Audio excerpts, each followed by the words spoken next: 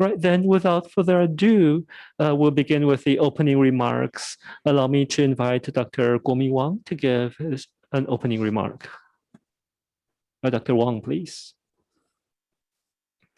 Good morning, ladies and gentlemen. Director of Productivity Development, Directorate General of Vocational Training and Productivity Development, Dr. Ghazmahadi. Mr. Juanda Sugianto from PT Bandangan Tirta Agung. Distinguished guests, ladies and gentlemen, good morning. It's truly a pleasure to chair this online seminar on smart manufacturing between ROC and Indonesia on behalf of the Center of Excellence on Smart Manufacturing under APO. I would also like to give my thanks to Indonesia MPO for assisting the organization of this seminar. Hereby, I offer my sincere gratitude. During the 61st governing body meeting held at Manila in 2019, it was decreed that the Center of Excellence on Smart Manufacturing will be established in the Republic of China.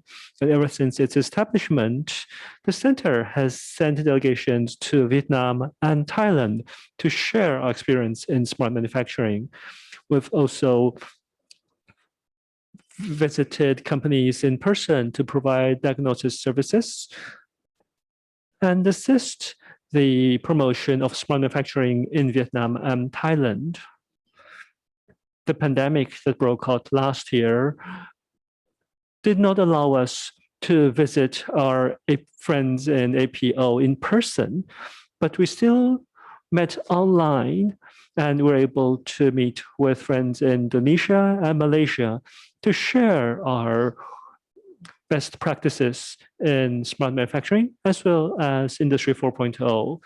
The purpose of the center has always been to provide a comprehensive smart manufacturing solution for all our member countries and to promote productivity. The ROC government has been rolling out the 5+2 smart manufacturing policies in the past years, and this has successfully assisted our industry upgrades. We understand that for Indonesia, the manufacturing industry has also become a top priority in recent years. And you have the Indonesia 4.0 program, which will help Indonesia strengthen its strategic roles under a digital era and improve the overall productivity of all industries. Therefore, in our seminar today, we would like to share the execution and structures of lean smart manufacturing, the establishment and setup of a smart food factory, as well as training courses for related talents that we have been providing to our community. We hope the experience we share will be of use to you, and we'll also look forward to hearing from your experience in terms of smart manufacturing. Once again, I wish the event a success and prosperity and health to all of you. Thank you very much. 好，那我们现 Now let's welcome Dr. Ghazmahadi, Director of Productivity Development and Director General of the Vocational Training and Productivity Development, Ministry of Manpower, to give us an opening remark.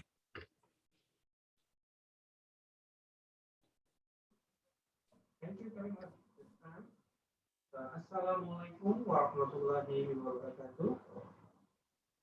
Good morning and hello. And hello, Dr. Kuo-Ming Wang, Manager Director of China Productivity Center. My name is representative from China Productivity Center. Good morning, all, and Mr. Person and participants, and ladies and gentlemen. First of all, I would like to deliver all gratitude good in the army of 3 the open is pleasing. We made heard in the opening session of the Smart Manufacturing webinar. Ladies and gentlemen, in the context of COVID-19, business, job creating, and manpower have serious impact. Although public sector organization have it is new challenge and opportunities generated by the pandemic. It also shifted the work of work, which we know previously in order or option better activation. There is the policy innovation and cooperation scenario that can help the other this condition. Shifting in the work of work becomes or needs to undertake to in regards with situation and manpower, innovation, mind creative, state of the art, with profit small point of view, especially in the manufacturing sector. This might come in sphere policies, innovative and adaptive. We ask a new business process, this purpose, are all manpower, are all the creative added value to in the society as in terms of supply and demand precisely.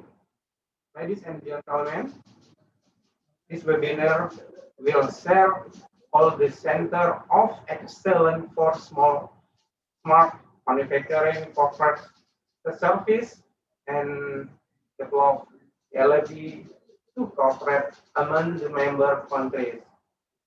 Thus, understanding the importance of smart manufacturing for the future. It will also provide as point of view. It will be essential to maintain productivity and competitiveness during the pandemic era.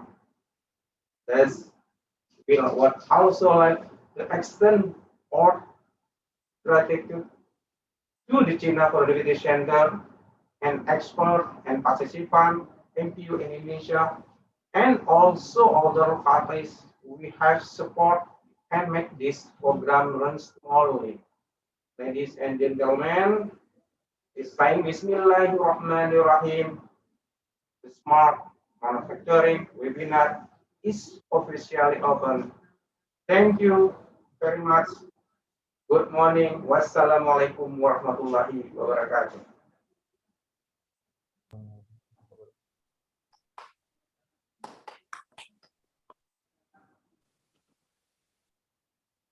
好，谢谢Dr. Ghazmahadi. Thank you, Dr. Ghazmahadi. Now we are going to proceed with the first presentation on the agenda. First, let me invite Mr. Chien-Fei, Deputy Director General of CPC, to give us a presentation on lean smart manufacturing implementation method and structure.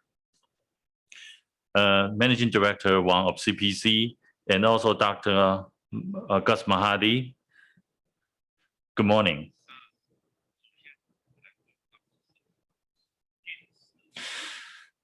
I'm going to talk about LSM, which is Lean Smart Manufacturing, and also how we can introduce the element of intelligence in Lean Smart Manufacturing.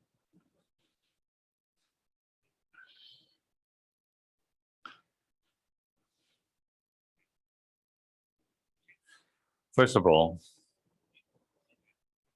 I'd like to talk about the origin of Lean Smart Manufacturing, or LSM.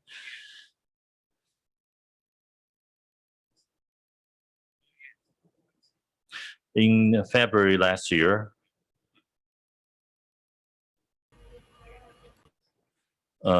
Chairman Sheng Xu reminded us that after the COVID-19 pandemic and we needed to develop smart manufacturing in a more proactive manner. As a result, President Bao Chenzhang of CPC instructed that based on CPC's over 20-year experience in lean manufacturing, as well as smart technology, we should engage in further integration. And then we have come up with LSM. What is lean smart manufacturing? In the past year, I've seen a lot of literature or papers talking about management being used as the basis or the foundation, particularly lean management. And then we can further integrate it with smart manufacturing. But how can we do that? And what does it look like when the integration is done? But we could not find any literature. So 2 years ago or last year, probably in the beginning of last year, in the beginning of February, I was very proactive in looking for an answer, and I have worked closely with my colleague to develop the structure. And in the course of the development, we try to gain an understanding of the current situation of enterprises. They, on the surface, don't feel that they don't appear to have any problems. However, their yield could not be improved. Their productivity cannot be further enhanced. And how can they progress from automation to smart manufacturing? And also, how can they link different legacy manufacturing systems? And also, how can they link manufacturing systems with IT systems? I think these are all key issues facing companies. So that's where we come in.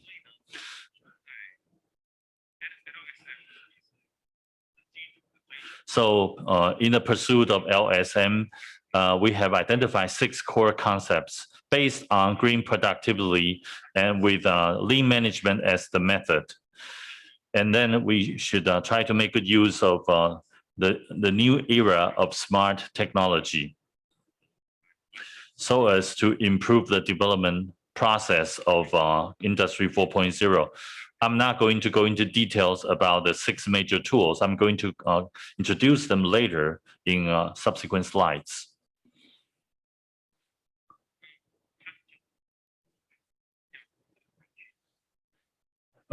If we explore the driving force of smart manufacturing, there are 3 major driving forces.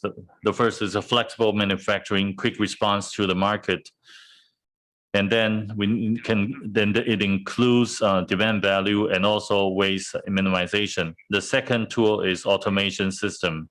The equipment should have the ability to reflect upon itself, that is, it should be capable of making its own adjustment. And the third tool is that the manufacturing system should achieve 0 failure, 0 hidden danger, and 0 accident, and 0 pollution. These are the 3 major conditions for the development of LSM.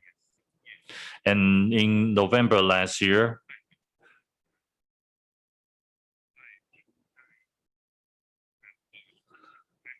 I represented the CPC in announcing the structure.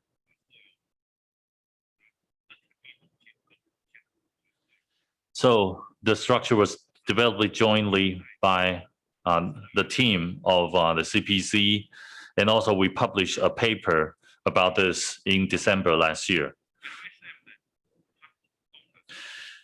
LSM has 6 objectives. If you look at, well, I'll start my introduction by first looking at the dotted box here. First of all, we want to talk about the use of smart sensing, and then through IoT, we can achieve smart automation. And it's more like a Toyota style TPS or automation. It's not automated production.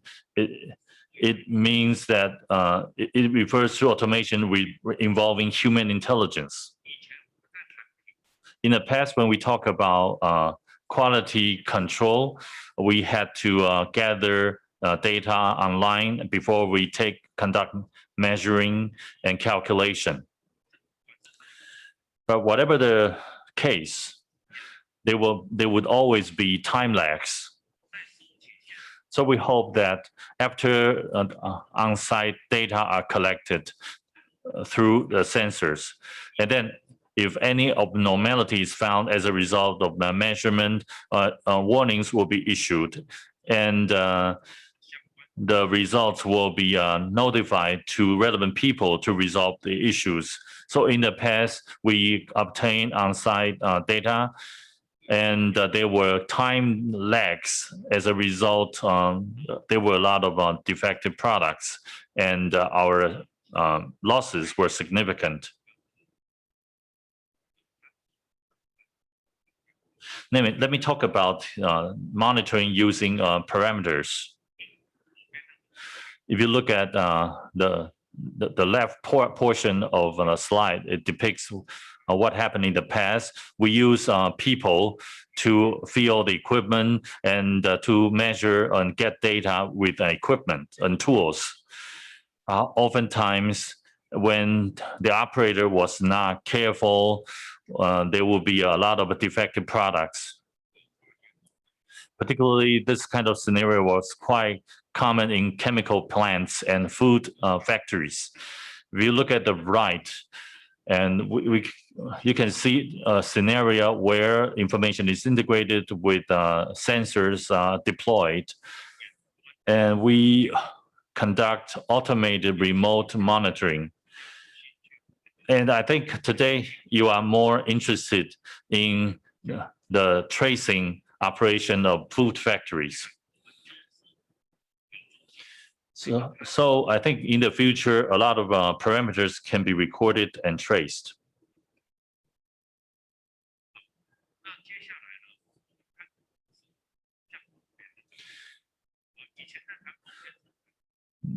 In the left, when we talk about Toyota-style lean management, the people are the ones who conduct measurement on the production line. And when there was any abnormality, the different lights will be turned on. And when there is any irregularity, different colors of lights will be used to demonstrate or to indicate the problems.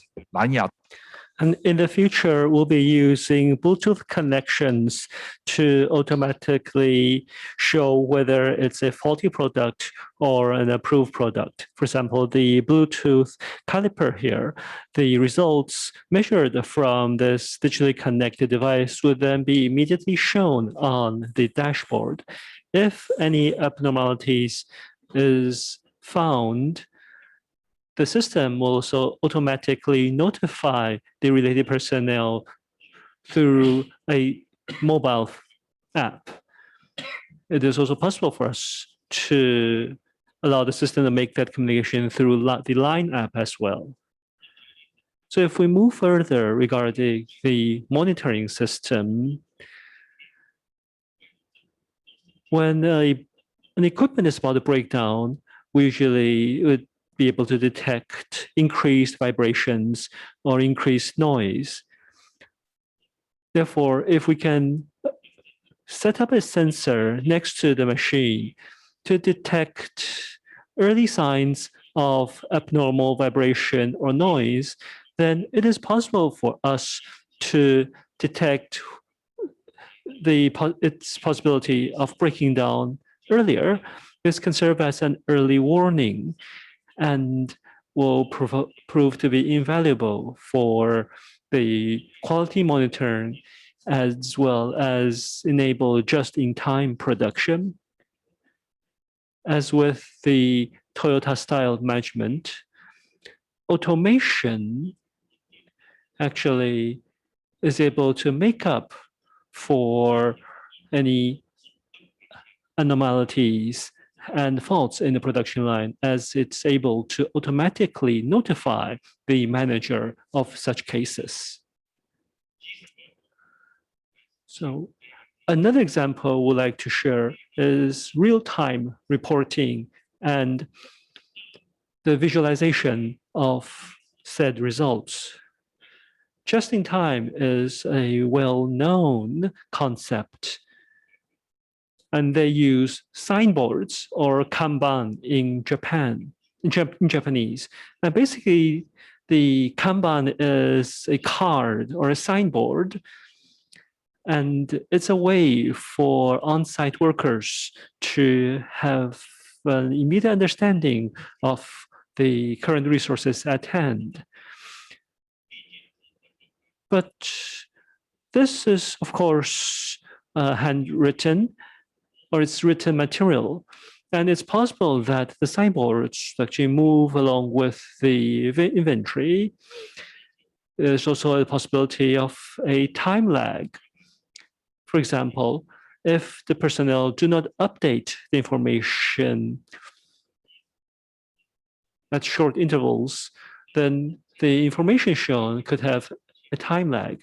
Therefore, if we look to the future, it's best to integrate such information into a digital system that's able to show the resources on site directly on the dashboard at the war room. It is also possible to show this screen on mobile phones or mobile devices, for example. The picture on the left would be the traditional kanban just-in-time method of manufacturing. You can see these signboards listed as set up in the warehouse. As I've mentioned, the kanban basically means a signboard. It's actually a card made from acrylic, and it shows the current progress in the manufacturing line, for example, the raw material needed, as well as the current steps. For Toyota, this is what they define as a storefront management. That is, they show the information on site on signboards so that it's easier for workers to understand what's going on. But if we look into a digital era, we can definitely display such information on mobile devices such as cell phones or monitors or tablets, like the picture on the right. Other than a digital dashboard, speaking of a lean smart management, we also talk about eliminating waste. And there are basically 7 types of waste that we want to eliminate. For the kanban system, they use a different colored lights, fixed volumes, fixed quantities, and standardized measurements in order to speed up the production. They have tricolor lamps to show the current status of the production line, and event bulletin boards to communicate the latest developments. This is used in the traditional kanban system, and workers will determine its current progress, whether there's a normal issue regarding quality based on the lights, the tricolor lamps. But in the future, we can combine all this information into a monitoring system that shows the information on a dashboard. For example, you can see that the manager or the general manager, or even the CEO, would be able to actually see this information in real time on his or her preferred device of choice. Next, I would like to talk about networking in the factory and on the shop floor. What many countries and Taiwan are talking about nowadays is digitalization and the digital transformation. So what exactly is digitization? If the results are shown by a meter, then that's actually analog. Digital means transforming the information into digital signals and to connect the production line with our MES and ERP system so that we can have remote control over the production sites. In the past, such communication cannot be carried out through reports, either in paper or orally, but in the future, we hope to carry out such communication digitally. If we look at this slide, as mentioned, in the past, the workers relied on the tricolor lamps to determine what's going on at the production line and its current status.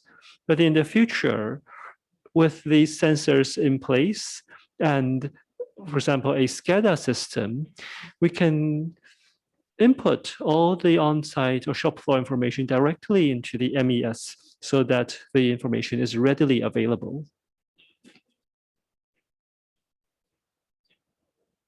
This slide shows the digital structure that we have in mind for the future. It's a connection between the SCADA and the MES and ERP system.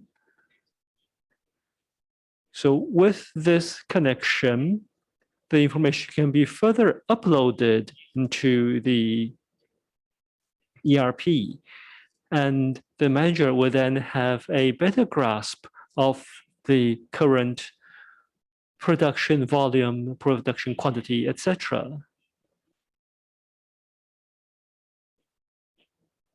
My next topic would be on a digital war room.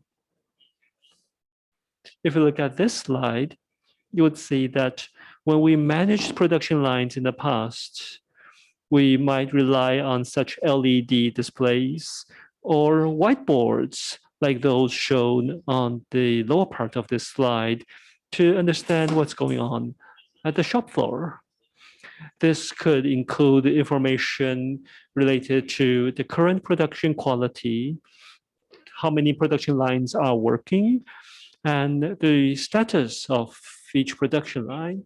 But in the future, the information, since they're already digitized, can be linked to our financial system and the cost management system so that the managers will be able to manage cost in real time. If we look at this production line, you'd see that humans are actually working closely with computers, and the manager is able to manage and get the latest feedback in real time, be it the current production, quality level, or cost.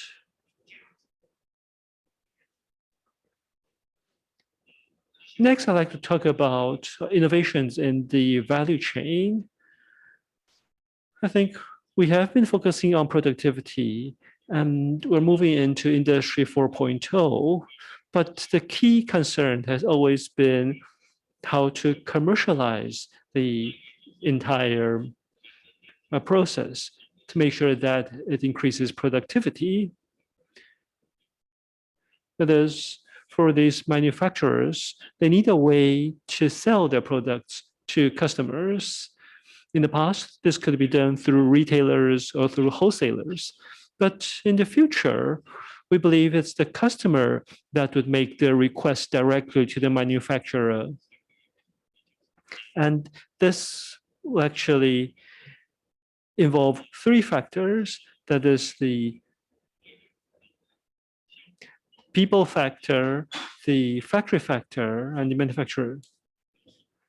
So for such business in the future, manufacturers will actually be collecting the data of the customers' preferences directly and work with the customer to develop the products they want. If we use a girls' clothing manufacturer as an example, which is also a company that we assisted in the past. The manufacturer of the company would actually solicit information from the girl's mother, because the mother actually knows best, and the mother that buys the clothes for the girls. So what they need would actually be for example, the patterns, the textile material, etc. And people may have different preferences. Some would prefer to have different types of sleeves. Some prefer lighter colors, some prefer darker colors, and different customers actually have different preferences. So in the past, this could only be carried out through surveys, but now this can actually be done quicker with the assistance of digital devices. And it'll be easier for customers to detail the exact design they want on their clothing.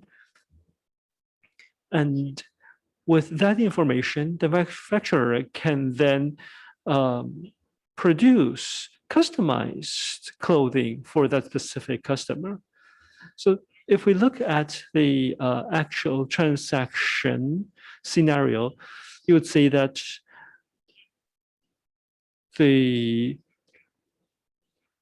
online community and, for example, online e-sailors or online retailers can also be involved.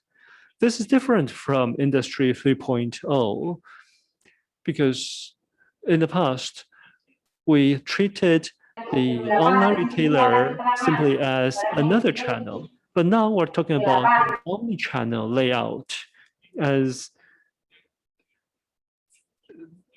the manufacturer itself is actually also able to contact the customers. So I think the biggest difference between Industry 3.0 and 4.0 is the business model. So for CPC, in conclusion, what we do nowadays is we use the iBench to provide an Industry 4.0 analysis first, and then we assist companies to build up an understanding of Industry 4.0, to build up knowledge first, to understand what needs to be done, and then we help them digitize the information that they already have so that they can access them digitally. We also work with them regarding talent training and provide further training courses. Of course, we understand that because of the pandemic, our friends from Indonesia are unable to visit us in person. But for the location, for the site I'm currently at, that is our Taichung CPC Taichung site, we have actually set up a dojo experimental site to showcase what smart manufacturing would look like at this training center. This would include, for example, the visualization of information, the integration of robotics, as well as how dashboards can be set up. We also have classrooms here that focus on IoT and, for example, the human-machine interface, PLC, etc. And also PLC and man-machine interface, and also smart sensing and IoT classroom.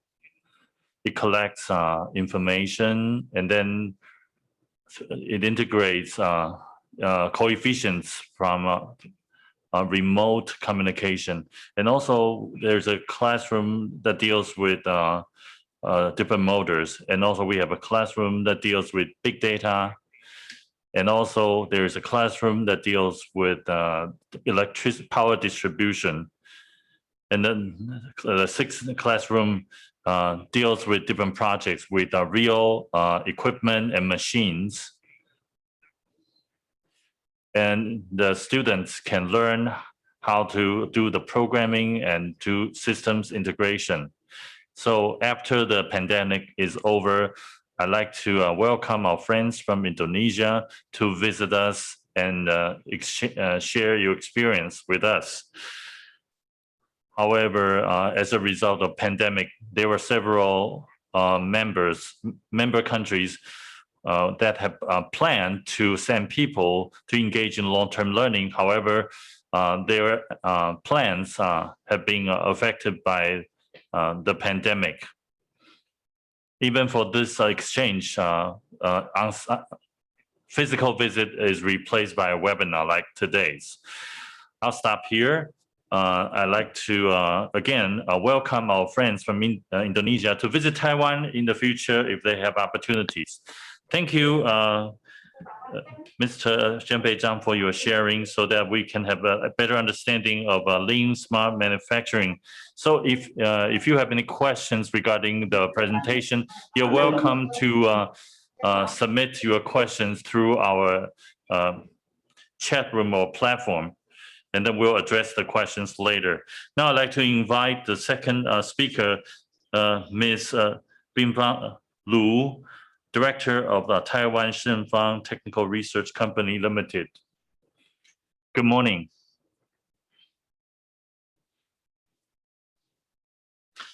My topic today is the Food Smart Factory experience in setting up and process design. I will talk about the need to overall to comply with the overall laws and regulations in the setup process. I cannot switch to the next slide. Okay.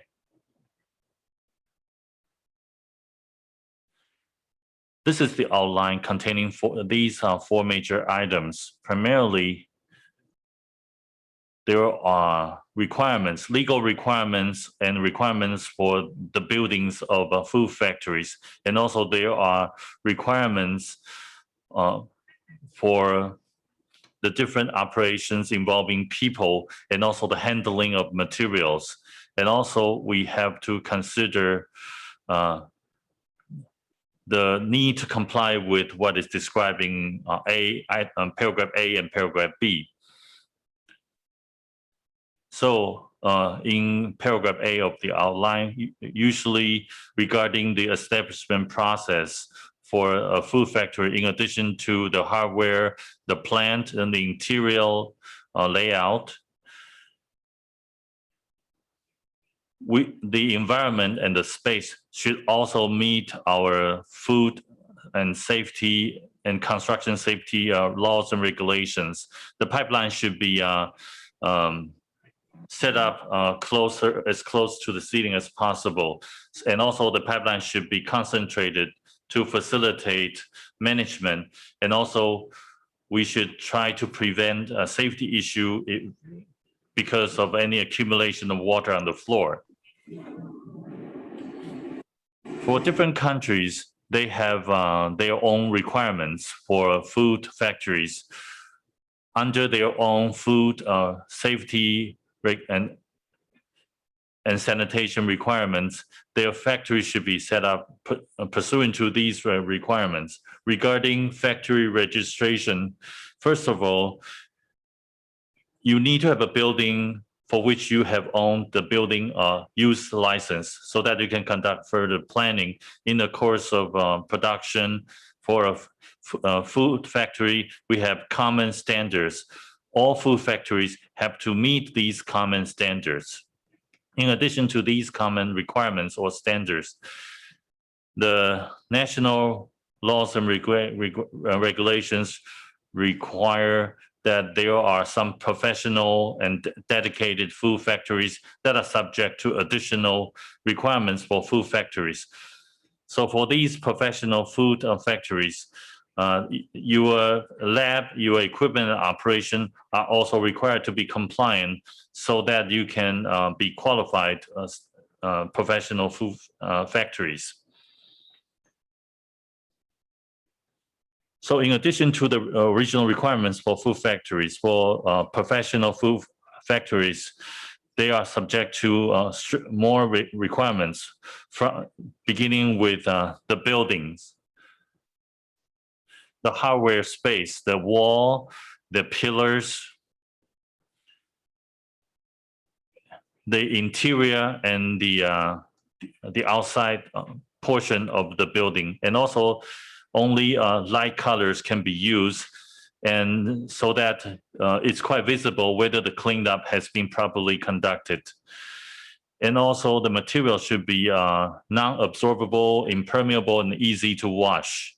And also the floor has to be acid and alkali resistant, and also wear resistant. And also the draining capability of the floor is very important. There should not be any accumulation of water on the floor. So in the process of building a factory, a special attention is paid to the layout of the floor regarding the draining capability of the floor. And also regarding the ceilings and also the overall environment, these are also very important. There should not be any peeling off of dust or paint from the wall, or there should not be problems of mildews. So we need to try to avoid any of the so-called blind spots from our observation. Regarding the lighting, the requirement is primarily about the workstations and the processing stations. The lighting requirement is over 200 candelas. And for the machinery equipment service, the lighting should be over 100 candelas. Assuming that the operation space is self-contained, there should be ventilation so that we can control the fallout of dust. And also in the environment, we should set up vector control facilities. We can use the kind of design as shown on the slide, and the gutter should be able to be taken apart for cleanup and for maintenance.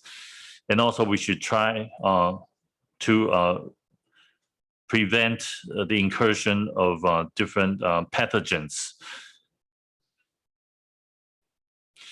So we want to avoid pathogens through the proper design of the hardware. And also regarding the toilets, we need to pay attention to the control of water.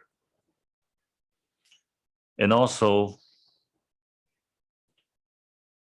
regarding the operation in such room, there should be a buffer area to control the airflow, and also the door of the toilet should not be facing the operating environment directly. And we should have hand washing standard procedure.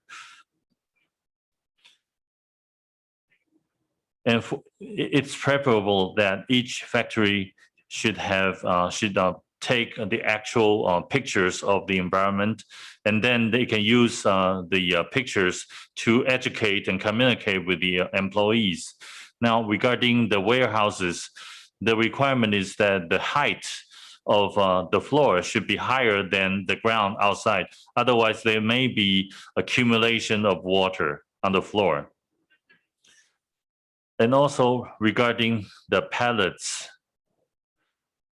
we need to use items that meet our requirement. Regarding the changing room, there should be isolated locker rooms for the employees, and there should be men and women's changing rooms that should be separated. And also regarding the sanitation, the facility should be close to the operation area. And we can use devices that can control the rodents. So for this kind of operation, we need to have proper coding system and proper recording system that should be integrated for ease of control.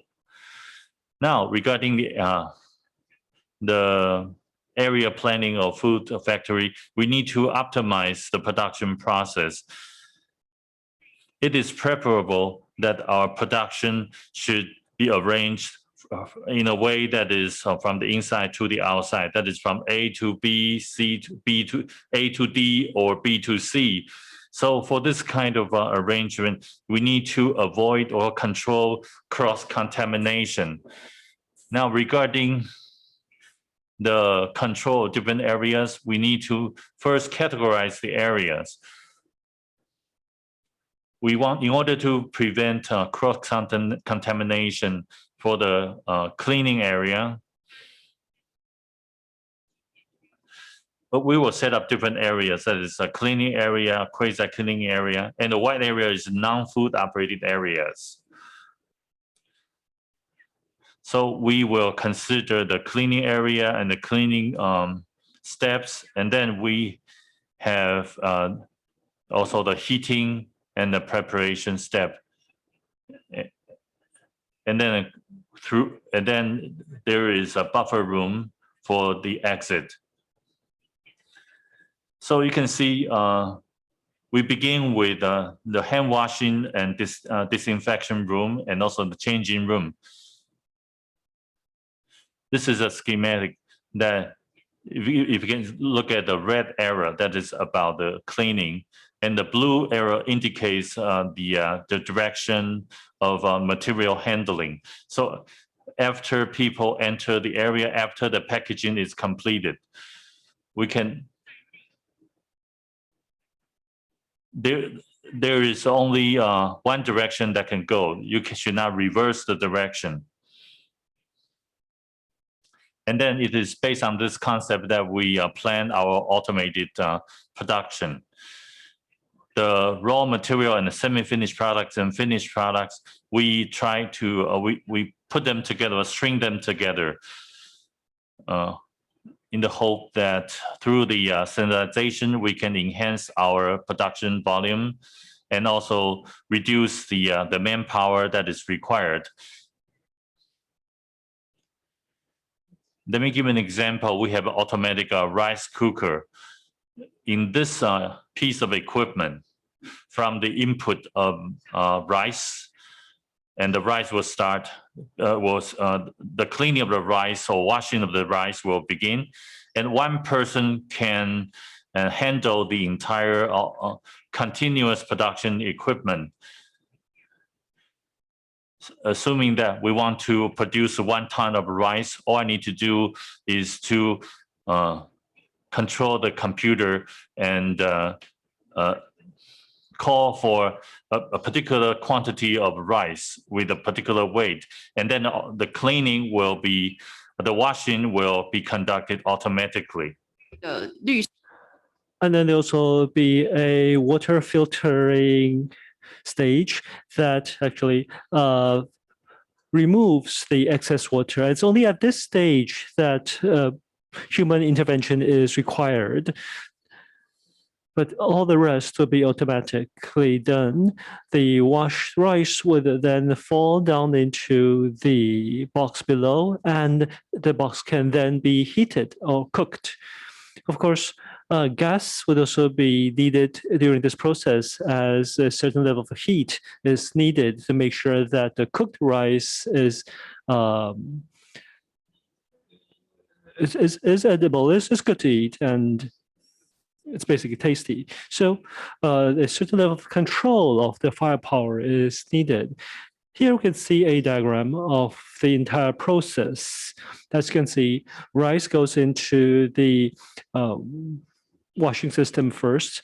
After it's washed, then it's transported to the container where it's soaked, water's drained, and then the washed rice falls into the containers that goes into the machine that we call the rice friend, which boils and then steams the rice, and then it's allowed to simmer. This basically determines on the type of rice that you use. It takes about 20 to 25 minutes during the boiling stage and about 30 minutes during the simmering stage. Of course, as I've said, this is determined by the type of rice that's being cooked. And for a 15-kilogram pot, it would depend on the type of setup you have. It could be a 20-pot setup, 40-pot setup, or a 60-pot setup. If you've run the system for 7 hours, let's say 1 hour cleaning and the other hours should be in the cooking process, then for a 20-pot system, you would actually be able to have 2,100 kilograms of cooked rice, and the entire system can be maintained by just one person. This is an actual photo of the shop floor and what it looks like. As you can see, we have the containers that contain the rice as well as the steam boilers and steamers. I did explain the process of maintaining hygiene in the shop floor, but as you can see, the containers are actually transported through a conveyor. Therefore, human intervention is not needed, and contamination will therefore not occur. The cooked rice can then be sold directly. You can sell it as white rice, or you can further process it. For example, it can be sold as a semi-product. For example, rice mixed with condiments or vegetables and meat, or you can actually use it as a material for fried rice. So the cooked rice can be sold as a final product, which is cooked white rice, or sold as a semi-finished product to be used in stirred rice or fried rice. It's also possible for us to sell the white rice along with these condiments in a semi-finished stage so that the customer can actually finish it themselves. So this is just the uses that I have shared with you. And that's the end of my report. Thank you very much. Okay, so thank you, Director Liu, for your sharing regarding the setup of a smart food factory. Next, we would like to invite Manager Yi-Chang Tsai from CBC to share how the talent development strategy at CBC is carried out for the smart manufacturing talents. Okay, this friends from Indonesia, distinguished guests, I am Yi-Chang Tsai. And what I'd like to share with you today is how we train personnel for a smart manufacturing era. This is, of course, a key concern and a top priority for us going forward. So I would like to share with you today how we approach the talent development strategies. This is a brief outline of my presentation, and I will basically be following this outline to share with you our strategies.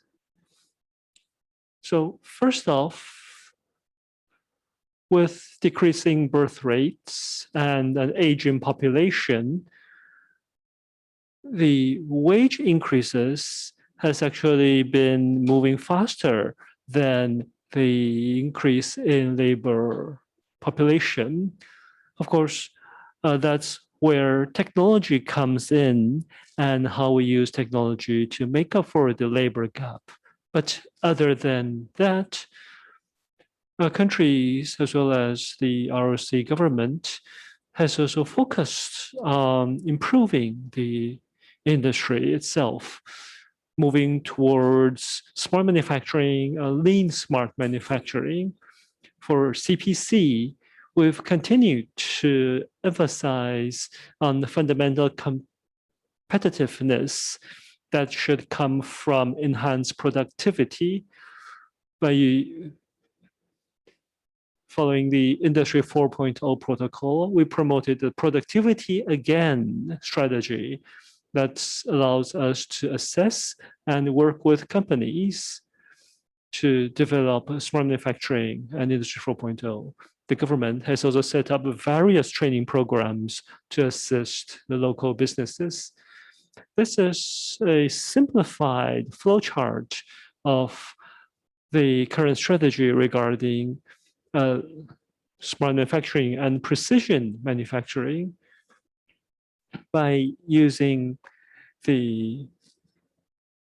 this strategy, we'll be able to move from lean machinery to smart machinery and finally to smart manufacturing. we also look forward to sharing our experience with our friends abroad.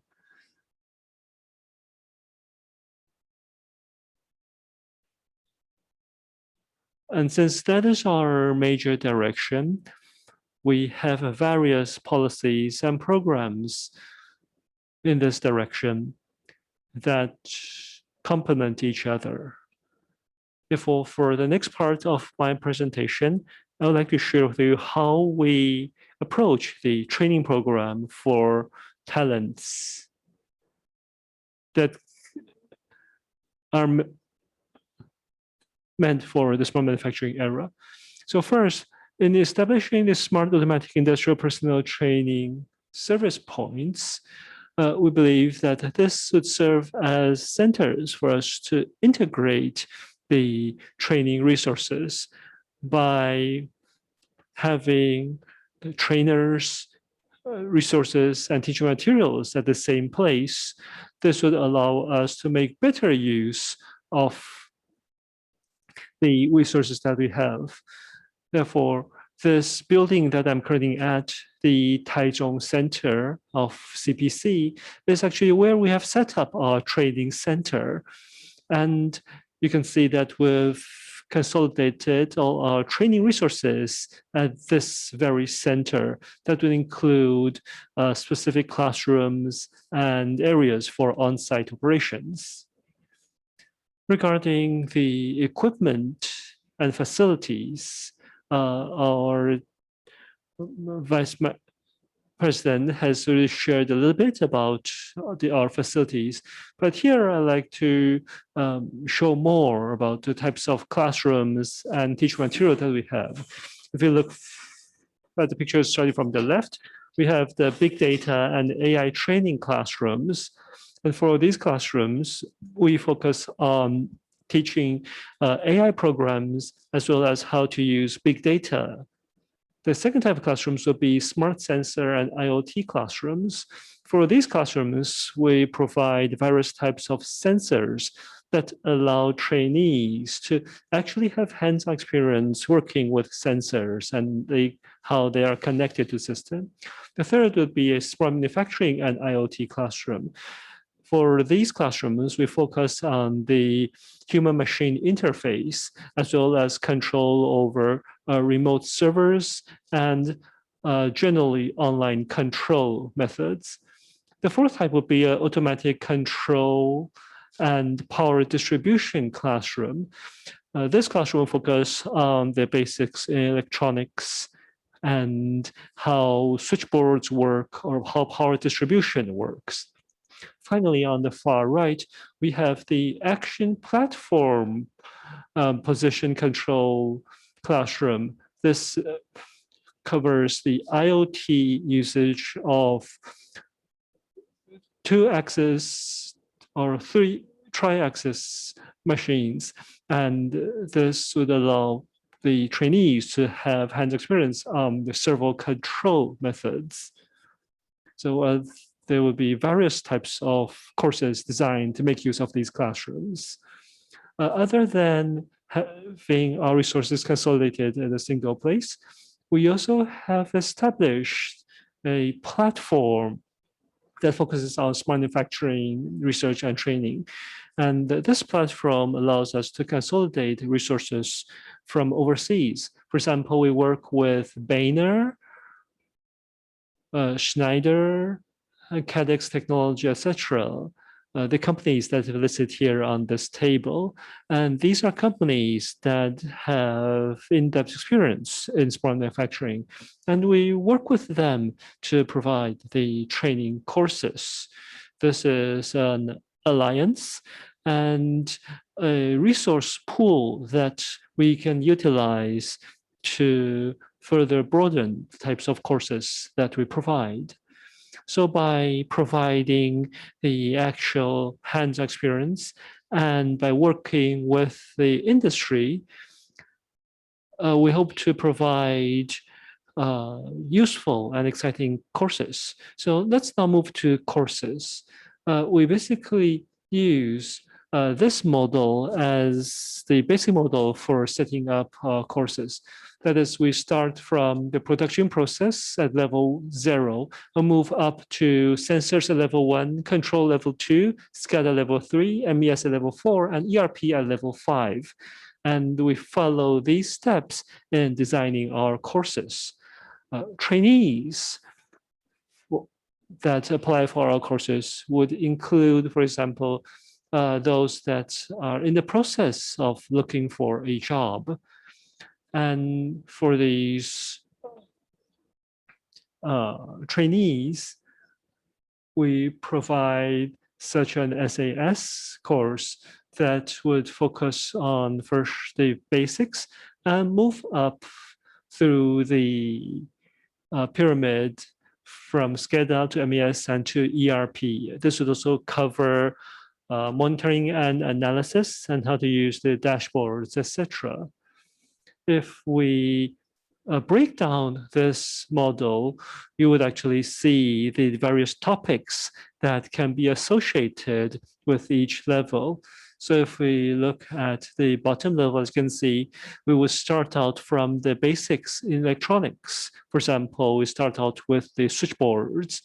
And once they have a basic understanding of how the electronics work, we'll move up to PLC, to integrated systems. And then we will introduce, for example, sensors, SCADA control, mobile monitoring designs, and also talk about robotics, big data, as well as IoT and cloud applications. And all these courses would combine into a final presentation that we hope the trainees will be able to use as a showcase of their skills and what they learned. So the courses are carried out interactively, as well as in lectures. And in groups like this, usually the learning efficiency is at its highest. I have here actually listed the types of courses that we listed. The total, we have over 100 hours of theory classes and over 200 hours of hands-on experience class. So you can see here, this total is about 480 hours. The purpose of such a design is to allow those who do not have an IT background to also be able to work in this field after completing our courses. Here we have pictures of the actual classroom activities, and you can see that they all have chances to have hands-on experience as well as listen to the lecturers. Not only theories, but also practices are very important. So we need to provide them with the opportunity to gain hands-on experience when it comes to smart manufacturing. Here, we are only looking at occupational pre-training regarding smart manufacturing.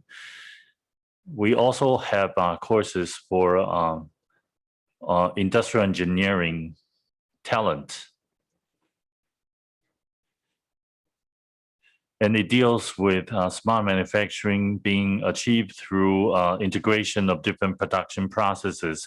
We adopt a step-by-step approach to facilitate the learning of the students through the process management and also the lean process of lean management of the process.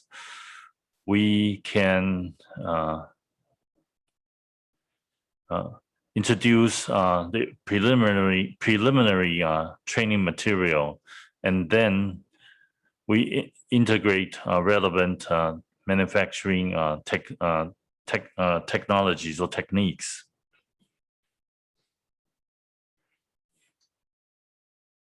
And this is the class schedule for your reference, because this deals with the industrial engineering for smart manufacturing. You can see portions such as TPM and other aspects, and also application of PLC. The students can specifically implement the techniques or technologies as a result of training. So if you have an IE background in the future, maybe you don't have the information, you can participate in the training course so that you have a better idea about how to implement smart manufacturing. So you can see the specialized subjects last 119 hours, technical subject 201 hour, and the total hours of 320 hours. So for this portion is an overall training courses for occupational training. We started the courses in 2019. Currently, 4 classes have been conducted, and about 300 and 400 hours have been achieved for each class. We hope that we can offer the training to even people who are between jobs, so that it will be easier for them to find a suitable job in the future. And during the third class, we have internship program or internship element of the third class, so that the trainees can also work with companies as interns, so that in the future they will be able to carry out what they learned in the training on the job in the future. We also offer pay special attention to the importance of training to people on the job. For companies, they may want to introduce smart manufacturing, but they don't have enough talent. They may send their employees to join or to attend the training program. So this is more like on-the-job training. So we also have this kind of class available for companies. And you can see different elements such as sensors, IoT, CPS, virtual integration, and big data. And a lot of people have signed up for the programs. And for these people who have signed up for such program, they have probably gained some preliminary experience based on their job. And you can see that the hours are shorter because they are more theme-based. Probably only about 54 hours in total for each module. And also we need to arrange the training time so that the training doesn't affect their job under their employment. So in addition to different training courses, we also organize workshops and seminars. Last year, we conducted a seminar on tapping the potentials of industry after the pandemic is over.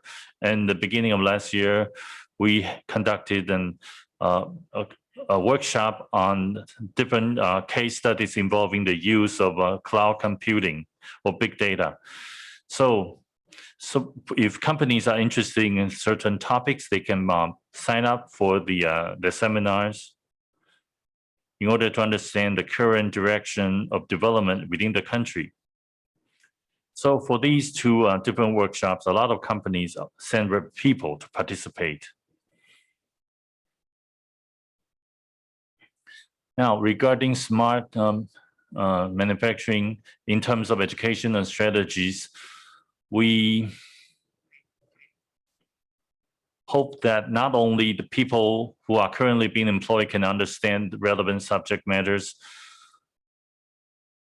we also welcome trainees who are currently students in different colleges and universities. So we have an occupational training routine plan, and we can invite trainees who are currently college students or vocational school students through more interesting and encouraging ways of interactions. They can understand the future, the government's policy or industry policy, as well as the future development trend relating to them. As I mentioned, we have done a lot of work, and of course, we would organize events to showcase our achievements, indicating the kind of activities that have been conducted in the past. And also we have also indicated the number of schools whose students have received our training. So for the picture on the lower left, you can see it depicts the creation of a presentation material by the trainees. And the picture on the lower right depicts the structure of the production line that they may be dealing with in the future.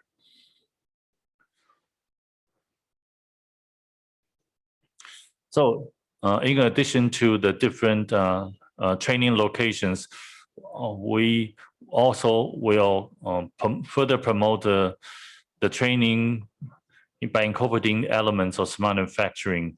For example, we have introduced an industrial talent investment program, and because for the sake of smart manufacturing, we have policy-related and non-policy-related different modules. For policy-related modules, the focus is on the current government policy regarding smart manufacturing, and also the government's innovative industries plan.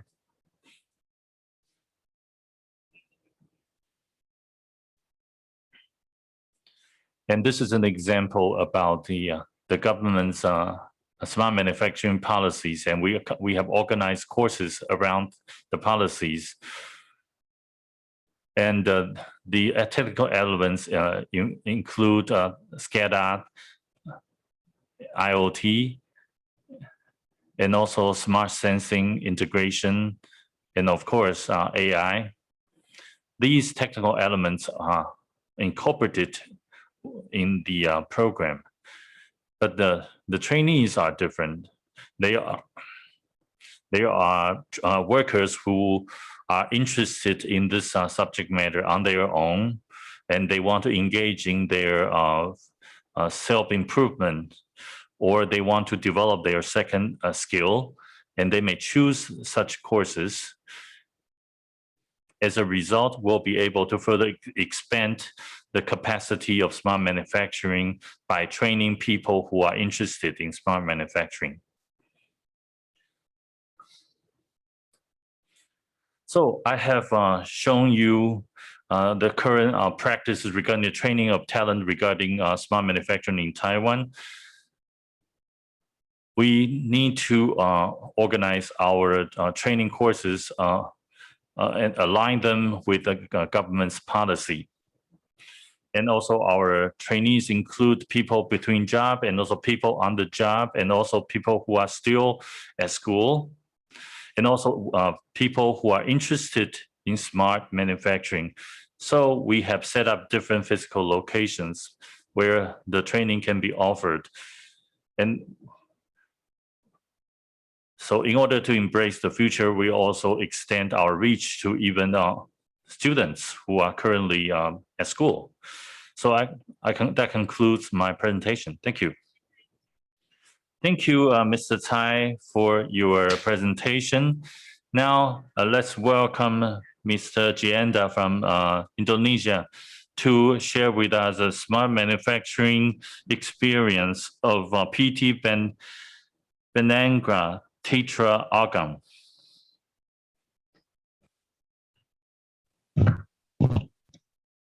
Hello.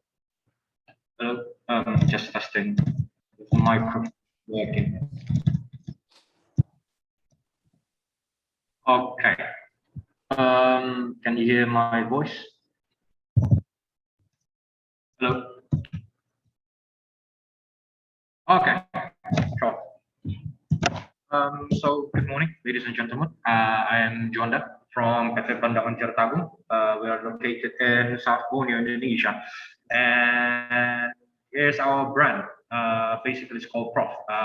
We manufactures drinking water.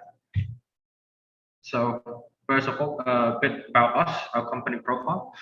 we produce drinking water using the RO technology. So it's reverse osmosis technology, which is there's a picture on the right side of our reverse osmosis vessels.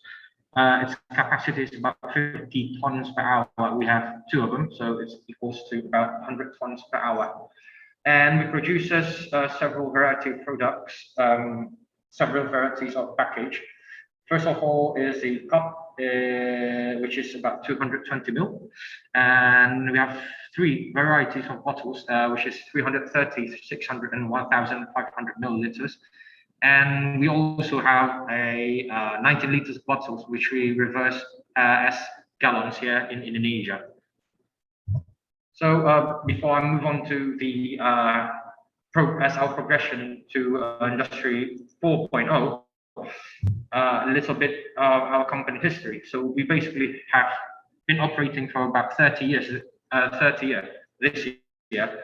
So first factory, we operate in 1991, still in South Borneo, and then we further expand the factory still in South Borneo, but in different location, which is in Bati-Bati.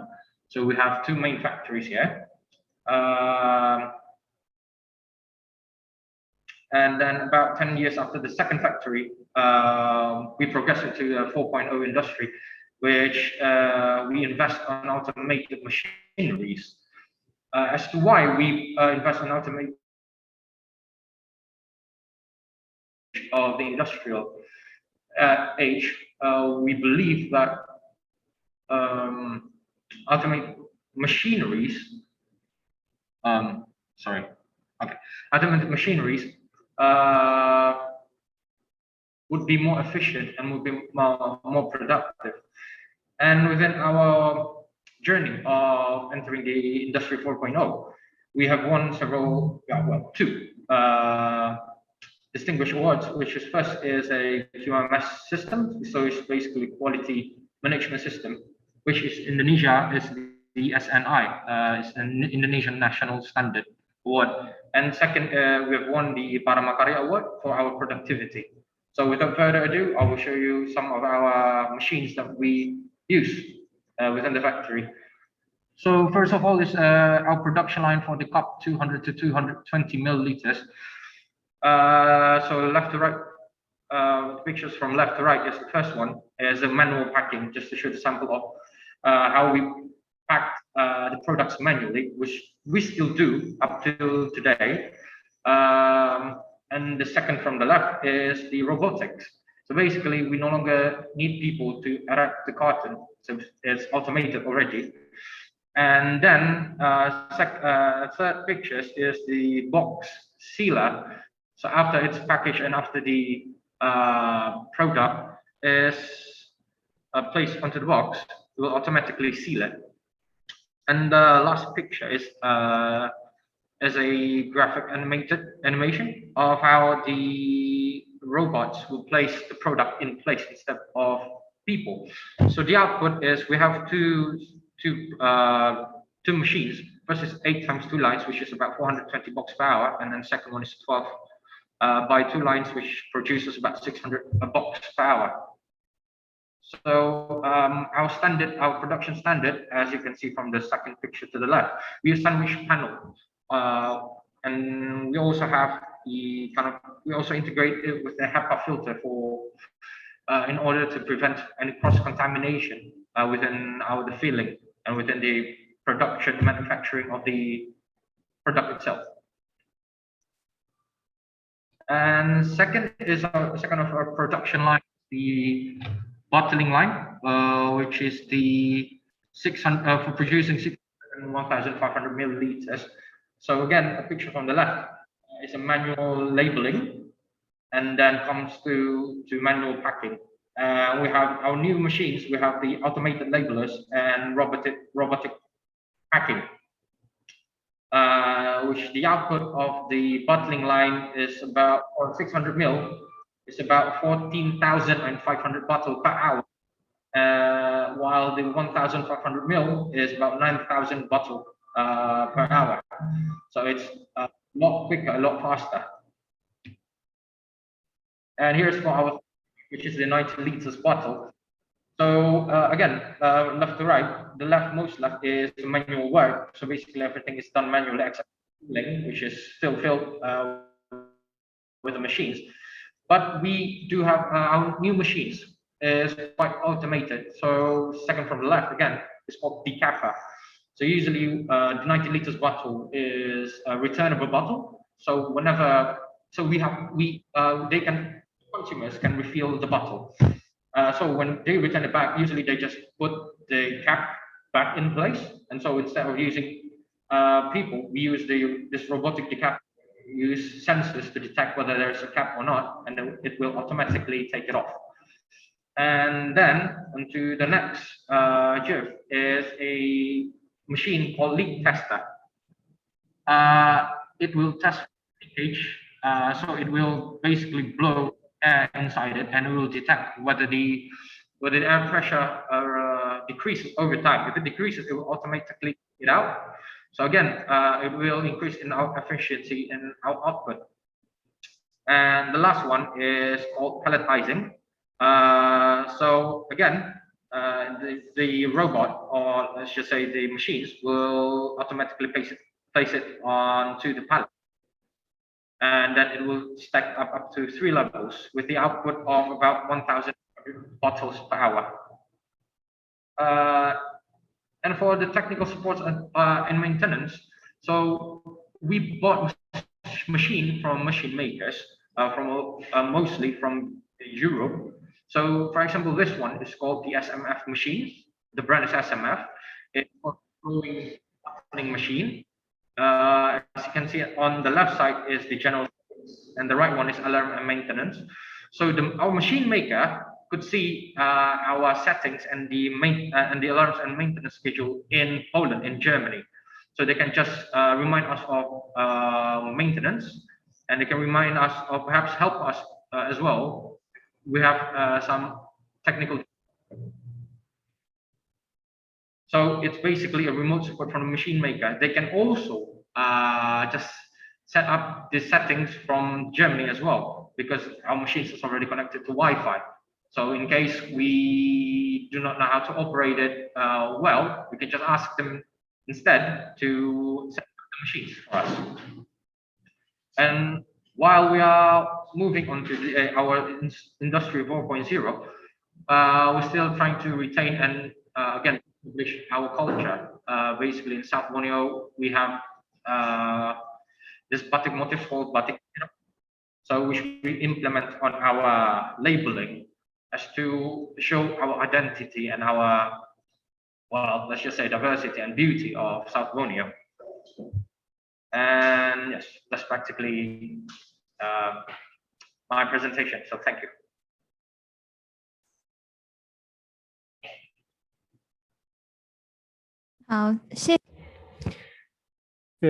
Thank you very much, Mr. Juanda, for this in-depth presentation. I would now like to move into the Q&A session. We've already collected a couple of questions beforehand. Feel free to continue to ask questions through the chat room if you have any.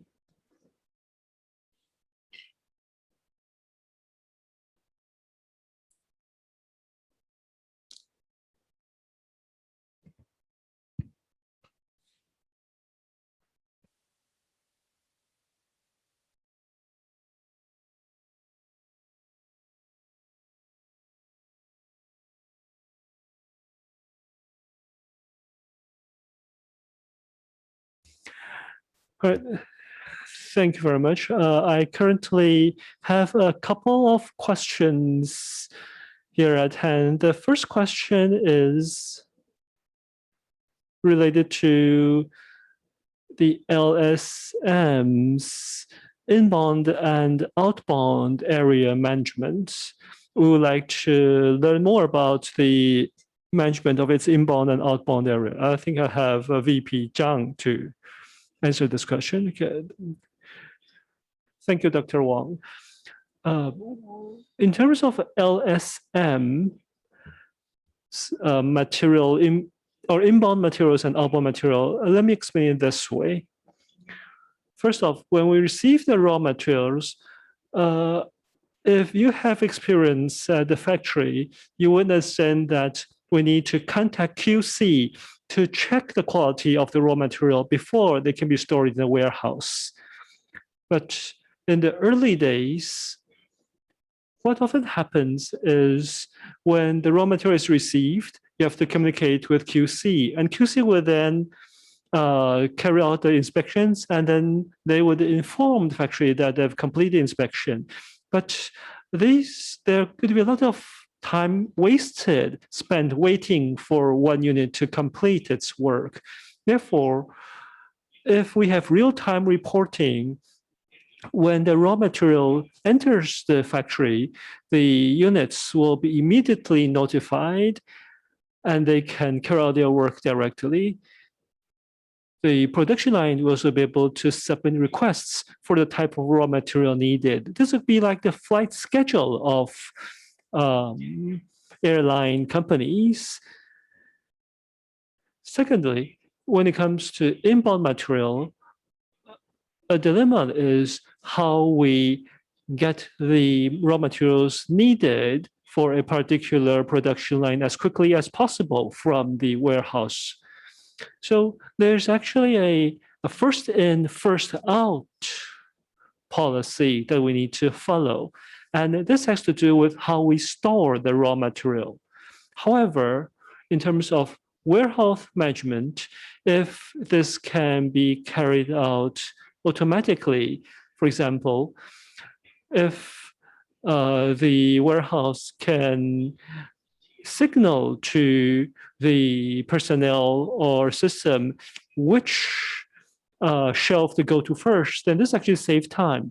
This can be done easily by simply having the lights light up for a certain shelf. Because if you've been to a warehouse, you know it could actually take a lot of time to locate the correct shelf. Thirdly, what's most important is a so-called working in process, WIP, and that is the amount of material needed and used in the production line. As mentioned, what we want is to speed up the process of retrieving the correct raw material. And secondly, is to make sure that the production line has enough raw material to complete the production. So this can be done through online sensors and on-site sensors. The system would also need the required information. For example, the system needs to know how much raw material is left in order to know how many products it can create, and also how long it will take for the raw materials to be used in the production line. That is, how long would the travel time be? Another issue is when we are filling the inventory, we need to have an idea of the orders received and expected orders. With the WIP information, work in progress information I just mentioned, we can have a tighter control of how the raw materials are transported and how many, and the amount of raw materials that we still have. We would also be able to learn whether we need to refill certain raw materials or so that the production does not come to an abrupt halt. I think this is just a very quick reply of the different types of management methods regarding inbound and outbound material. Thank you. The second question here is, when moving into Industry 4.0, what kind of challenges would the labor force encounter? All right, thank you for that question. When we're talking about Industry 4.0 and its relation with laborers, we need to first understand what exactly is IoT. To put it simply, IoT involves information, automatic control, automation, communication. This would include wireless and cable communication, and finally, the integration of these components. And it's easier said than done, because it actually has to start from education. If we look at the education system, you have double E, you have information, science, And you have different departments actually learning about various fields. For example, control itself actually this would involve the control between electronic parts and the control between the human and machine interface. So if we break it down further, if we look at EE, for the top schools in Taiwan, the curriculum almost focuses entirely on semiconductors. They do not teach automation, PLC, or CAMP. So if we want talents in these fields, or actually people who have an understanding of all these fields, this is actually a problem for us. So in Industry 4.0, this is actually a hurdle that we need to overcome. We call this an SI, that is a system integration. We need people who are able to become system integrators and people who have cross-discipline training. But if we have people like this, the other issue, or the issue that would come up next, would be talent poaching from other companies. If you train someone, it's likely that another company would come and poach him or her away. So when it comes to labor issues, we need to first look at it from a training perspective and from a retention perspective.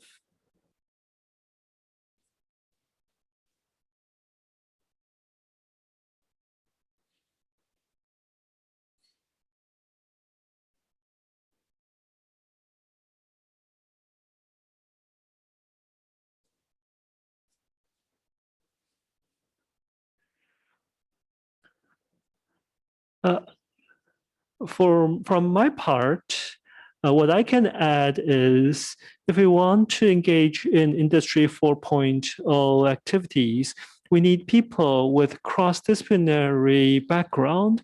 And therefore, in terms of training courses, we need to make sure that not only do they provide the necessary knowledge, they also provide the trainees the ability to work among these various disciplines and people who are able to integrate the training from these disciplines together. That is actually one of the key cornerstones of the training program here at CPC, and one area that we focus heavily upon.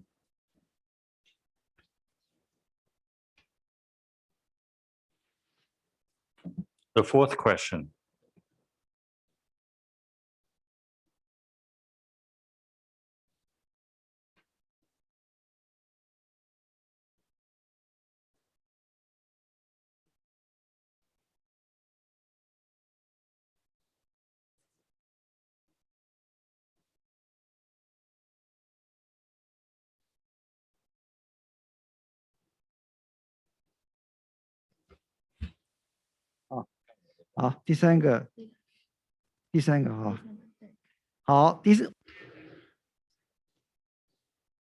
The third question.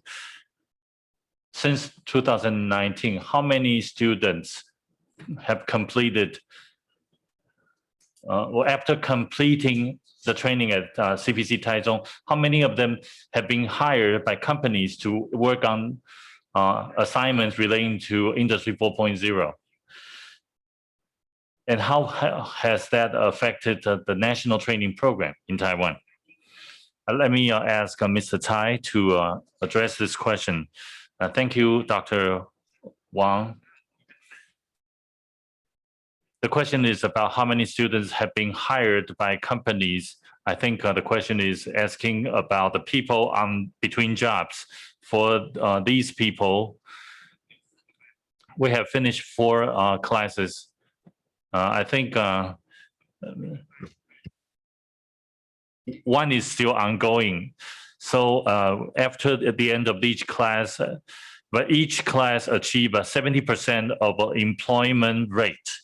And we track that within 3 months after the end of the class. and about 1/3 of them will be involved directly in smart manufacturing. Now, another part of the question about the impact of our training.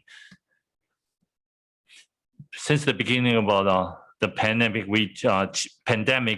we changed the different arrangement of the class, and we are required to wear a mask in the course of the training.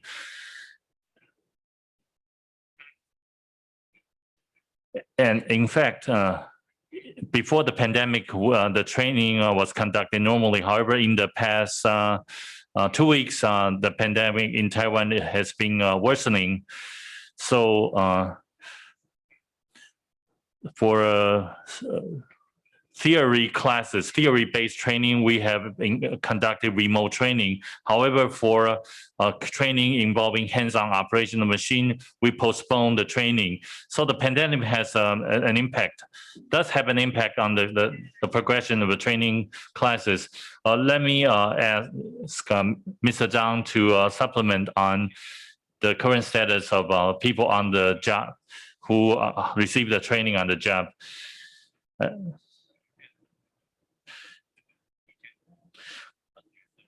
We have some trainees who do not have a science or technology background, but they switch their direction after the training. And also for people on the job, last year we trained about 1,000 people, and this is also a cross-disciplinary learning. To give you an example, the trainees was maybe had a machinery background or IT background, but they do not understand control. And they may participate in the training maybe after work hours in order to improve themselves. So it's more like training for people on the job. Last year, we trained about 1,000 people. For this kind of trainees, they have originally science and technology backgrounds. For example, they may be working on IT, but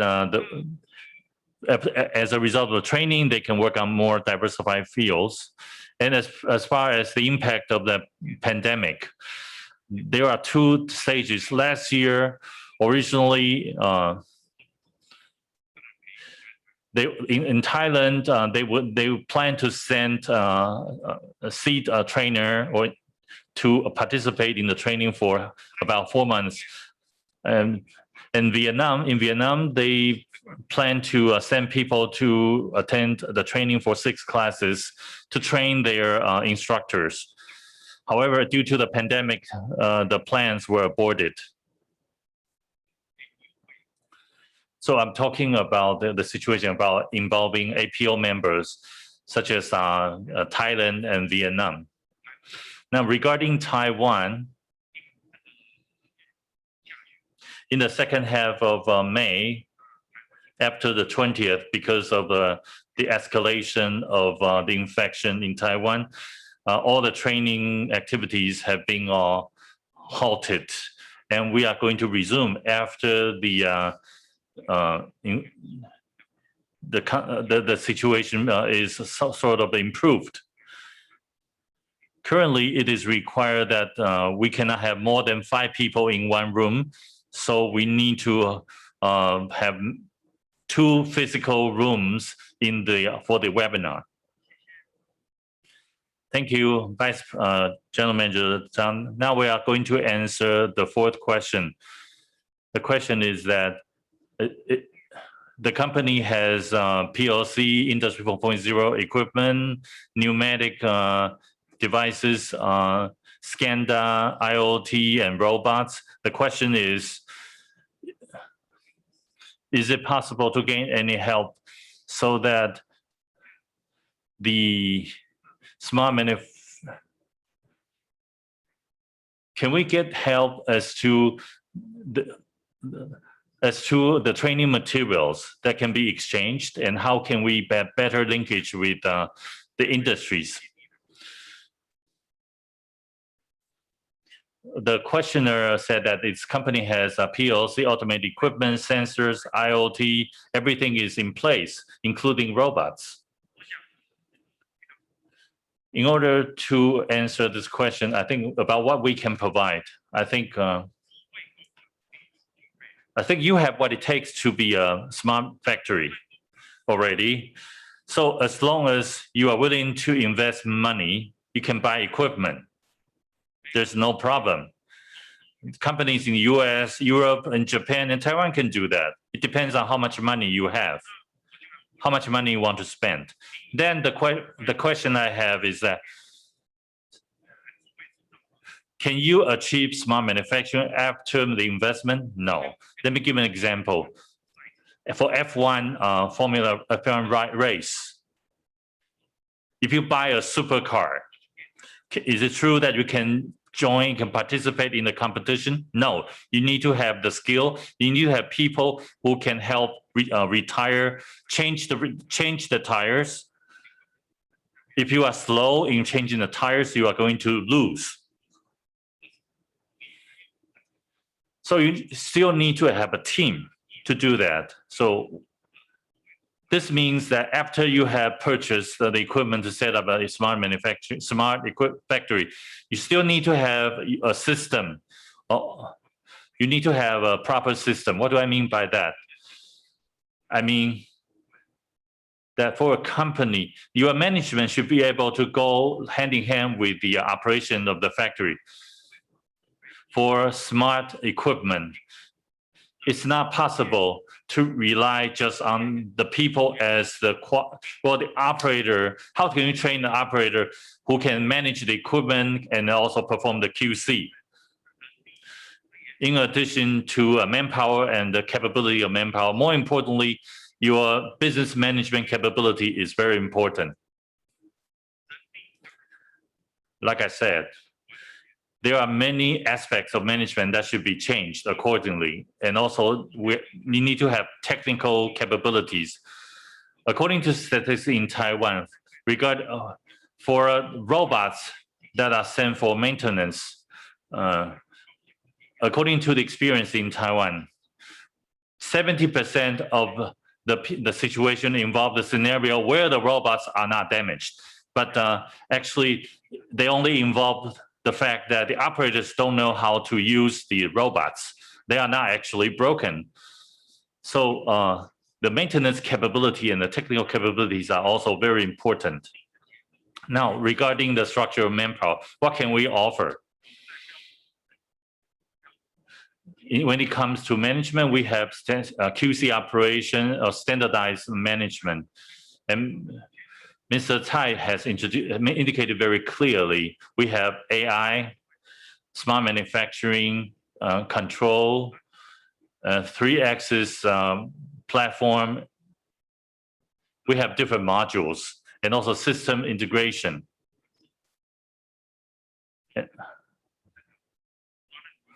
And finally, the project management capability and also the configuration of the systems of companies. More importantly, finally, your corporate culture.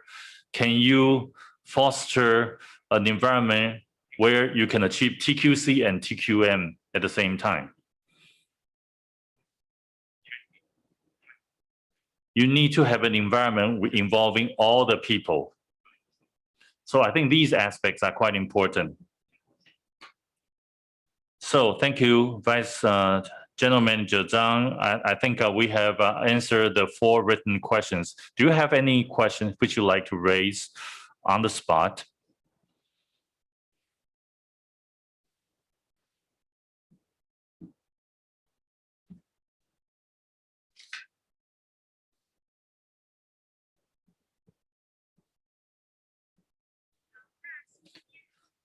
I'd like to thank our participants from Indonesia for participating in the webinar. If you still have any question, you can send your question through an MPO in Indonesia and send the email the questions to us, and we will address the questions one by one. That concludes our APO Smart Manufacturing webinar. Thank you very much.